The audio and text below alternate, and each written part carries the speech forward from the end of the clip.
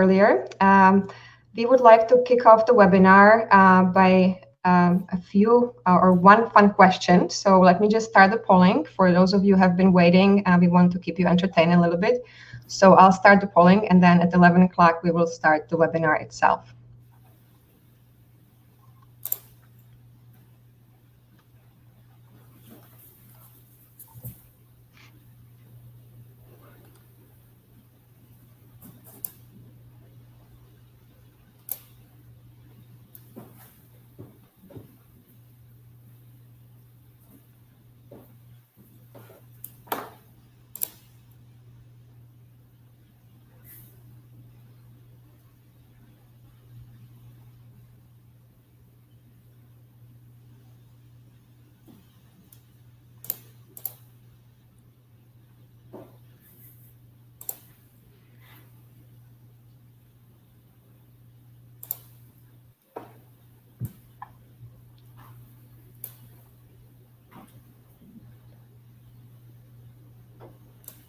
So I believe we have come to 11 a.m. So I would like to welcome everybody on behalf of Czech Tourism and Prague City Tourism to this webinar that will be dedicated to the most beautiful cities in the world, we think, which is the city of Prague. Good morning, good afternoon, wherever you are in the world. My name is Michaela Claudino. I'm the director of Czech Tourism Office in New York.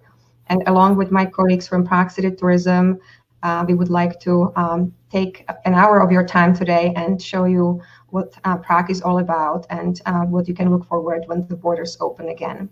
I would like to start saying that our webinar will be a little bit different. We will start off with this 30-minute presentation about the city, and then we have a nice surprise for you, which will be a live virtual tour of Prague.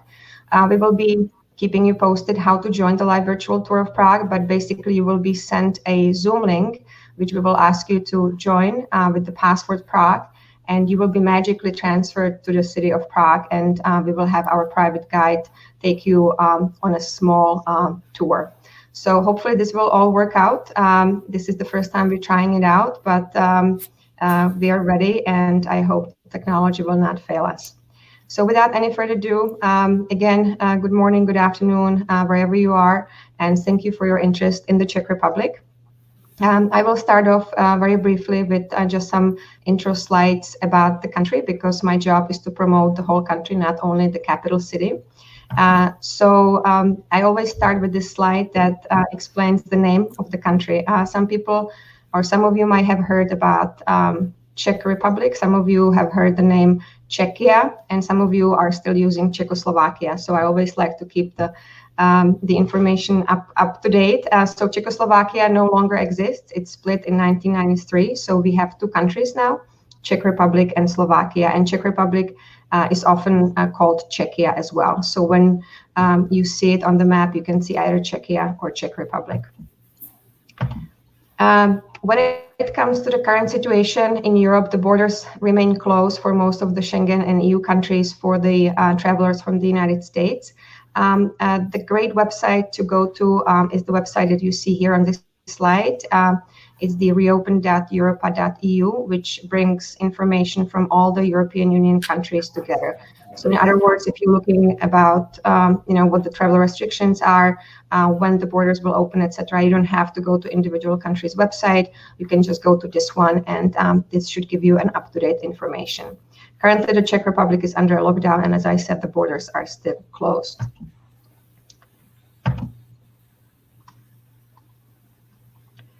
Very briefly, where Czech Republic is located. So we say Czech Republic is in the heart of Europe. We are in Central Europe. We were very often referred to as a country in Eastern Europe, but I believe this was more of a sort of political division, East and Western. As you can see, Prague is actually further west than Vienna.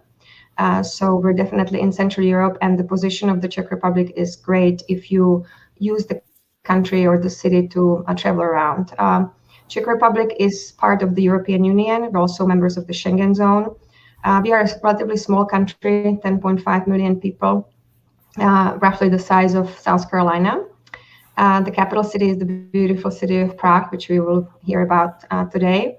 Although we are members of the European Union, we're not using the euro yet. We're still using Czech crown, which is good news because the dollar stretches a little bit further. And Czech Republic is accessible through 5 airports, but the major one, of course, being in Prague. English is widely spoken, so no worries about not being able to communicate when you arrive.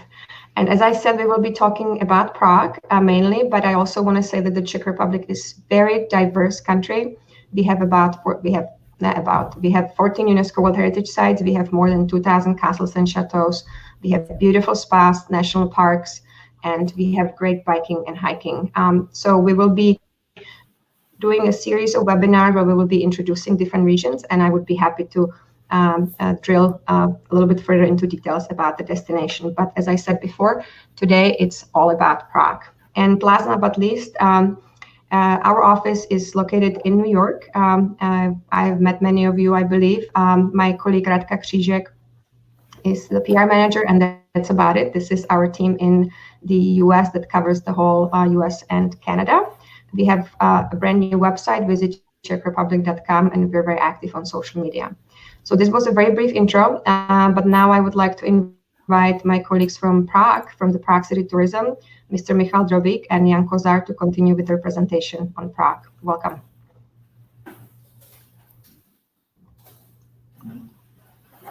All right, thank you. Good morning, everyone. My name is Jan, and I'm going to show you around Prague in the next 15 to 20 minutes. Let's start with some basic facts about the city. So, as Michal has already said, the city is located in the heart of Europe, literally, which makes for a perfect starting or ending point for a European holiday. The city can be easily reached by air, train, or car, and your holiday in this part of Europe can be easily combined with other cities not far away from here, such as Vienna, Budapest, or Berlin. Now, the city of Prague is relatively small, with 1.3 million inhabitants, which creates, let's say, an intimate feel. And it's also easy to walk around the city center. Compared to other cities in Europe, the attractions are really located not so far away from each other. But in case you need to use transportation system, there is no worry about that, because the system has been rated as excellent, clean, safe, and also cheap. While the day pass costs only $5, and it allows you to use all kind of transportation, such as buses, trams, underground, and even the city funicular. Then Prague is well known for its cultural heritage. It goes back 11 centuries, and what is worth noting is also the fact that the city was generally undamaged during the world wars. So you can admire different architectural styles here, and that's also the reason why the city, or its historical city center, has been added to the UNESCO Cultural Heritage List. Now, an interesting figure is also that almost 1/5 of the area of the city is covered by parks, gardens, and woods. And in addition to that, there are also several forests in the surroundings of the city. So this creates a nice combination of the sightseeing, history, architecture, and the relax and sport part of your holiday. Also, regarding accommodation infrastructure in Prague, there is an excellent choice of over 650 hotels, with the backbone being the 4-star category, more than 220 4-star hotels in Prague currently. And these are, there are also 50 5-star hotels, with some new openings coming in the following years. So that was just a brief introduction, and now I'd like to talk about monuments, top sites you like to see when you're in Prague, and we have to start with the most significant one, Prague Castle, founded in the 9th century already. It has been a seat of Czech kings, emperors, and later presidents. Its panoramic view, which you can see in the picture right now, it's one of the most spectacular in the city. And also what is worth mentioning is that the castle is the largest castle complex in the world, and it consists of several historical palaces, churches, office buildings, fortification system, and even gardens. So definitely something every visitor should visit and spend at least a few hours in. Now, another well-known attraction in Prague is the Charles Bridge. It is a perfect example of Gothic architecture. The bridge was built in 1357, and it's the oldest bridge in Prague. It is built of sandstone blocks, and at each end of the bridge there is a fortified tower. It's a pedestrian zone, so no cars allowed on the bridge, and it makes a perfect connection between the old town on one bank of the Vltava River to the lesser town and the castle area on the other. So very, very popular place to visit, obviously. The photos are really nice. It's definitely among the top 3 sites in Prague. Then when we move towards the Old Town, the highlight there is the Old Town Square with the Old Town Hall and the famous astronomical clock. It's actually the oldest still working astronomical clock of its kind in the world. It comes from the 15th century. So that's also the answer to the poll question that was posted at the beginning of this webinar. And of course, it's not just about the design and the figures there. It's also moving. Actually, it moves every full hour during the day, and you can see figures of 12 apostles moving around. Then another significant part of the city center in Prague is the Jewish town, just a few minutes away from the astronomical clock. Historically, there has been a big Jewish community in Prague, so that's why this part is so significant. And what is unique about it is that it is absolutely well preserved. You can't find something like that in many places in the world. And the Jewish Museum, which operates the buildings at the moment, it's one of the oldest Jewish museums in the world. So in this area, what you can visit are several synagogues, the ceremonial hall, and also the old Jewish cemetery. And in the picture, that's the Spanish synagogue, one of the most decorated ones. Now, to give you an example of Baroque architecture in Prague, we have the picture of St. Nicholas Church in the lesser town, basically on the way from the Charles Bridge to Prague Castle. It was built in the 18th century and really makes a symbol of this part of the city center. And what we have next is the municipal house. That's an example of yet another architectural style, and that is Art Nouveau. The building was built at the beginning of the 20th century, and it serves for concerts or other events. The decoration is amazing, both from the exterior and the interior. There is even a Czech and a French restaurant located inside. And if you look at the left side of the picture, there is a Gothic building. It's the Powder Tower, which is actually, it served as the entrance for coronation processions of Czech kings into the old town back then in the 15th century. Then we're moving forward to more modern architecture. This is the Dancing House, a modern icon of Prague built in 1996.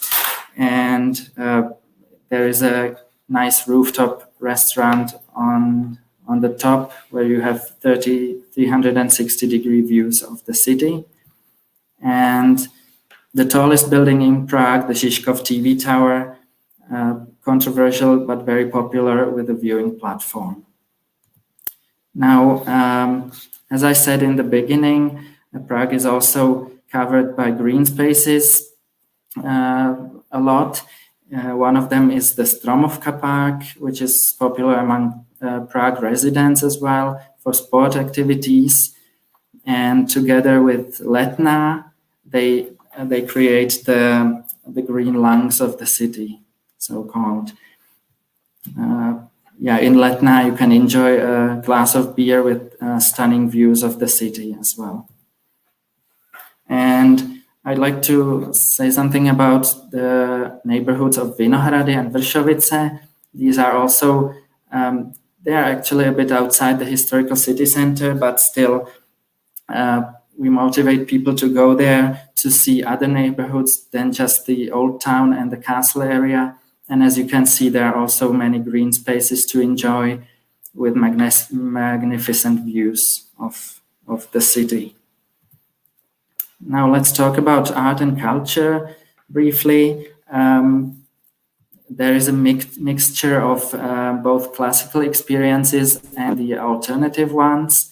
The most classical one is the National Theatre, which has operas, symphonies, concerts in its repertoire. And in contrast to that, there is the Art District 7, which consists of the neighborhoods Letna and Holešovice, which is more an alternative scene.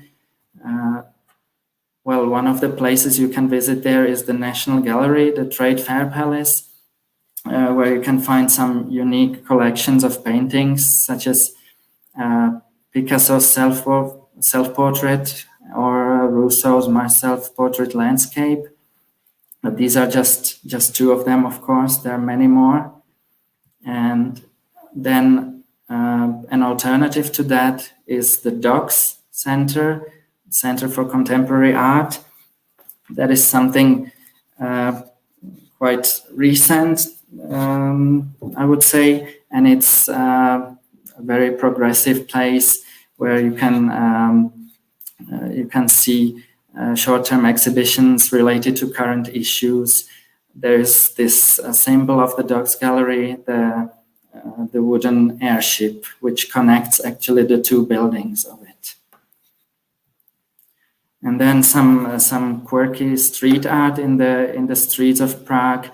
One of them is this Franz Kafka statue, a statue of the famous writer who was born in Prague, or these sculptures of babies crawling up and down the Žižkov TV tower. And the last part of the presentation is going to be about gastronomy in Prague. This is a typical picture of traditional Czech gastronomy.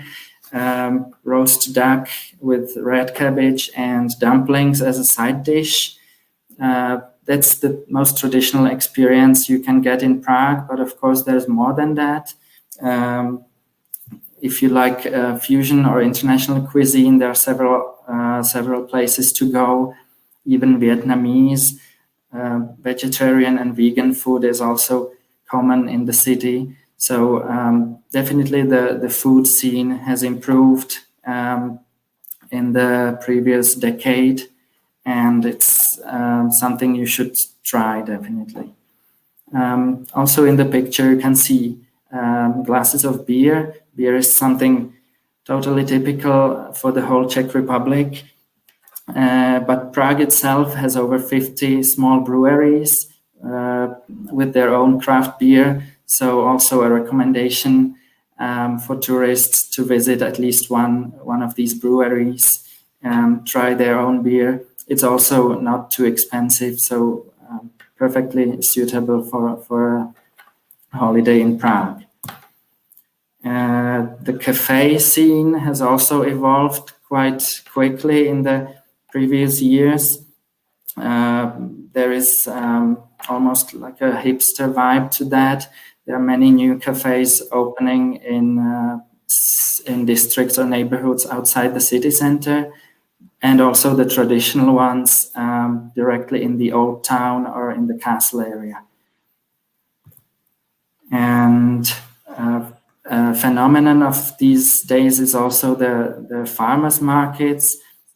They take place in various places all around Prague. They usually sell fruits, vegetables, flowers, bread, and things like this. And it's definitely an experience for itself. So it's visited by both locals and tourists. So that's an interesting experience. So this is the end of my part of the presentation. Thank you very much. And now I'd like to introduce my colleague Michal, who will talk about what our organization Prague City Tourism does. Okay, thank you very much, Jan, for the destination presentation, and I would like to thank you, Michaela, for allowing us to talk to you and to present Prague and also connect with you. We value that. Despite the complicated times, we see the American market as one of the most important markets for Prague, being number 2 source market for Prague at normal state of things, I would say. All right, I would like to talk a little bit about what we do as Prague City Tourism, who we are, and how we could partner with you, how you could actually use our services and sources that we have here locally. Well, we are the official destination management and marketing organization of the city of Prague, and we carry out the long-term tourism strategy of the city. Being so, I have attached the current strategy, the tourism strategy, in the handout for you. So if you want to have a look, you can check that out. But of course, as a official DMO, our main focus is the destination marketing and presentation of the city. So we would run different themed and targeted campaigns. We run the official destination website for Prague at prague.eu, and we run the social media profiles of the city. Of course, we provide information to the visitors of the city. We actually have 4 information centers, tourist information centers in the very center of the city, and 2 at the Prague airport. And we would organize trade shows for the members of the business sphere, and we're in touch with media and PR agencies here locally. We actually run guide services where we have contract with around 150 guides that are certified, that are the professional guides of the city of Prague. And we also run education and training process for the guides, and run so-called Prague University, where we constantly try to educate and actually keep the guides up to date and I would say ready to really keep the high quality of the tours. Since the beginning of this year, we would be the operator of 8 Prague objects: Old Town Hall with the astrological clock, which you know now that is known. The Old Town Hall is known for the astrological clock, not for the free beer at the entry, which was the question in the poll. But at the same time, we would operate now newly 7 Prague towers, including the 2 towers at the Charles Bridge, Petřín Tower, Powder Tower. All of these objects are historical sites that are highly demanded by the visitors of the city, and with that, there is also a possibility to partner, when it comes to selling the tickets or including the visits to your packages. Now, when it comes to the B2B cooperation, so how we could cooperate, how we could use our sources. So you can find unlimited amount of information at the website prague.eu. When it comes to landing pages, there is a database of hotels. There's pretty much like information about what to visit in different neighborhoods in the city. You can sign for our B2B newsletters or for free use our published materials like maps, guides, brochures, but you can also use videos and promo photos for free. It's free to download at the website. We also keep, of course, a database of local tour operators, of the hotels and DMCs. I already mentioned the Prague Towers tickets, which could be a product where we could partner, and also the guide services. I will just mention a few more things about it because we really try to keep the high quality of the service of the guides. And from this year, we also offer VIP tour guide option. There isn't anything we couldn't do. We can tailor make your tours, based on your wishes for groups and individuals, and really keep the quality very high. The last thing I would mention at this point is a campaign which we call Prague Unlocked. It was the biggest campaign in 2020, and we would like to continue with the same campaign this year in 2021. The idea of the campaign, or I used to call it like a program to restore the tourism or support the local tourism, is that the visitors of the city, if they book a stay at one of the 350 hotels that was included in or joined the program, they would get beneficial vouchers with points, and then they could use the points to get a free entry to around 70 different attractions in the city, including the main attractions like the Prague Castle, the Prague Towers, all the highly demanded places like National Museum, National Gallery that Jan mentioned in the presentation, and also zoo or botanical garden. So it's really like a very nice package, and it doesn't cost you or the tour operators anything, because the city compensates the entries to these places later. So that's a great benefit for the visitors, and we really hope that we can run the campaign in 2021 and go, I would say, broader than the last year when we focused mainly on the Czech market and the local tourists and the tourists from the neighboring countries. This year, of course, if the situation enables that, we would attract also tourists in further markets, hopefully US as well.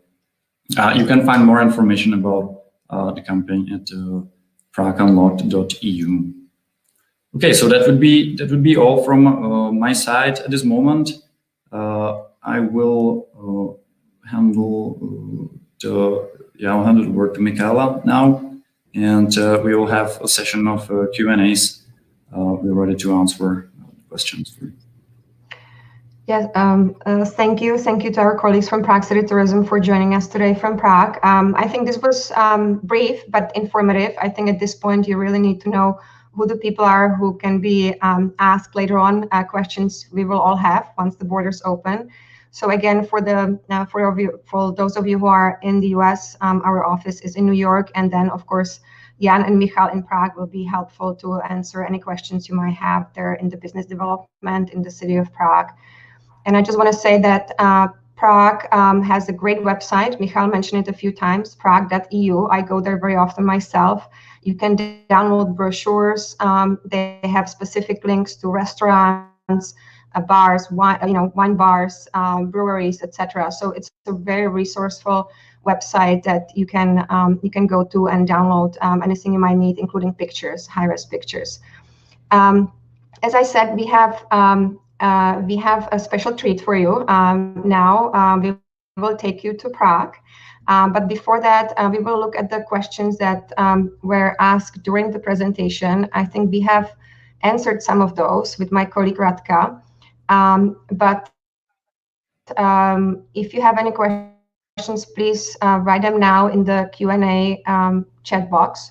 From the ones I remember answering was Jewish heritage. Yes, Jewish heritage is very rich in Prague. We have one of the best preserved Jewish quarters in Central Europe. And the question was, how long would we recommend to see everything? I mean, it really depends on how the clients want to take it. I mean, I think you can easily spend a day because there's a number of synagogues, there's the Jewish museum, there's the Jewish cemetery, etc. So, I mean, the Jewish quarter is right in the historical city center, so it's very easy to get to.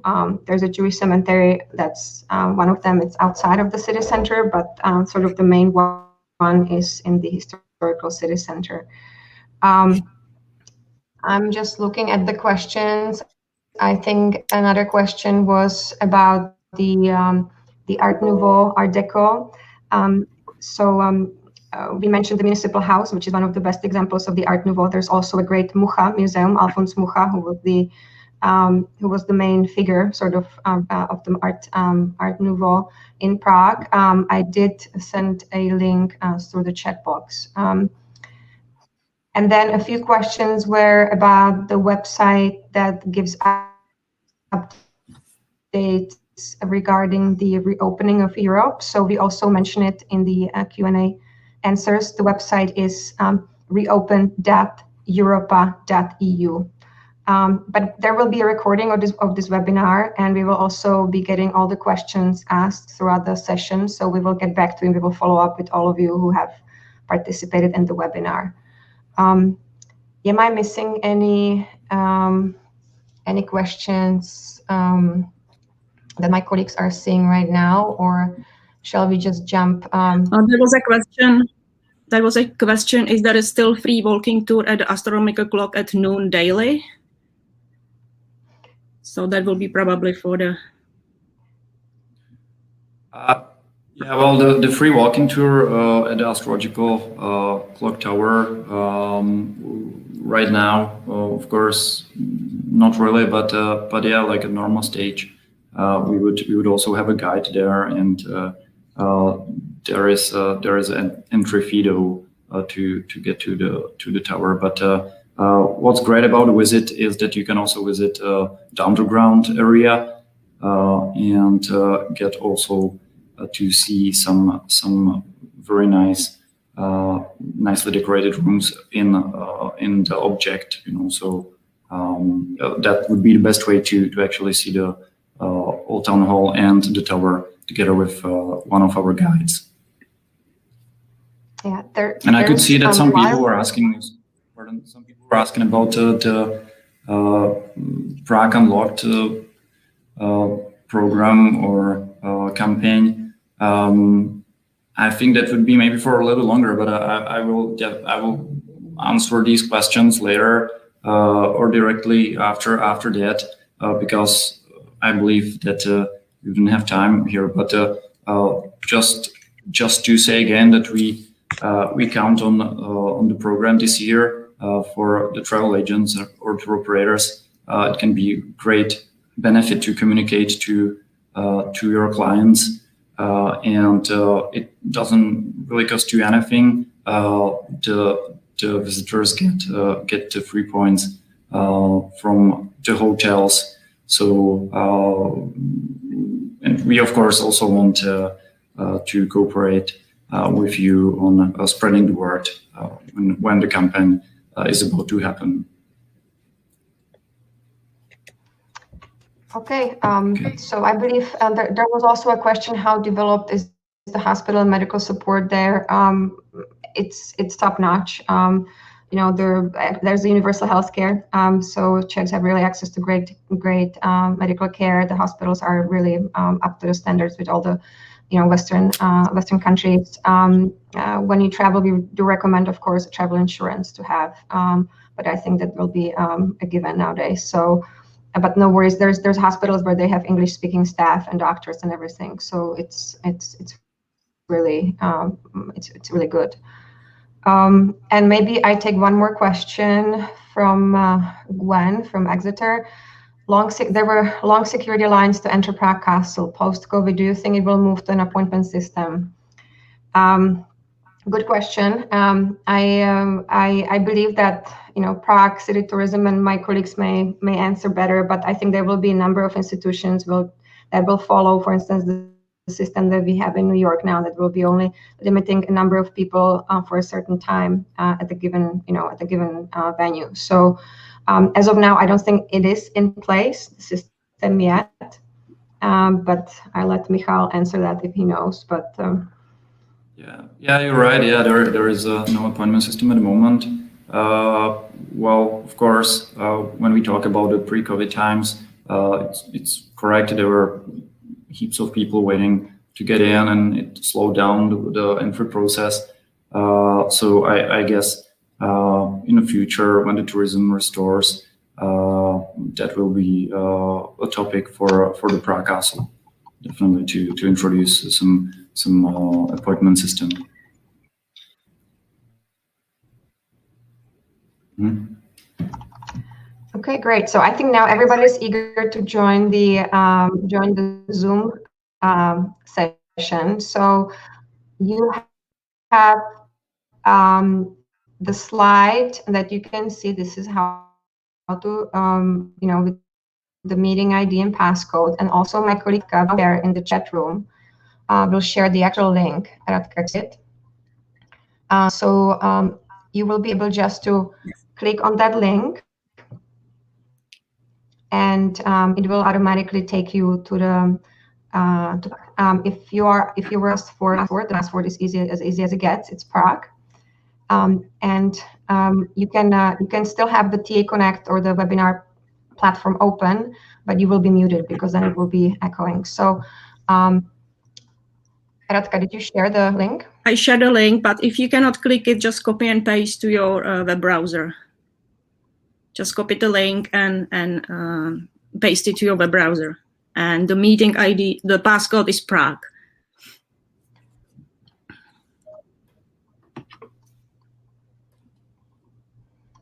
Okay.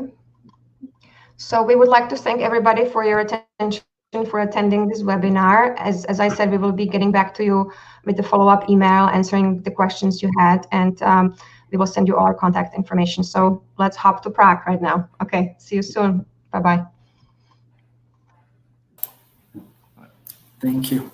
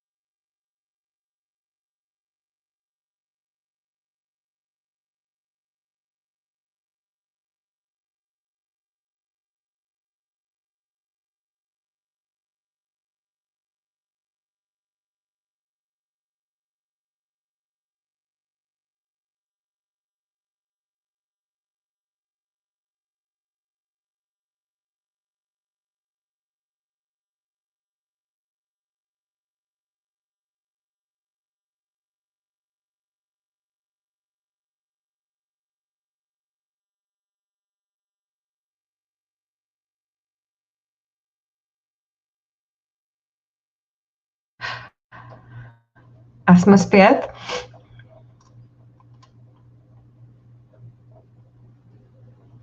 Já slyším. Jo? Yeah.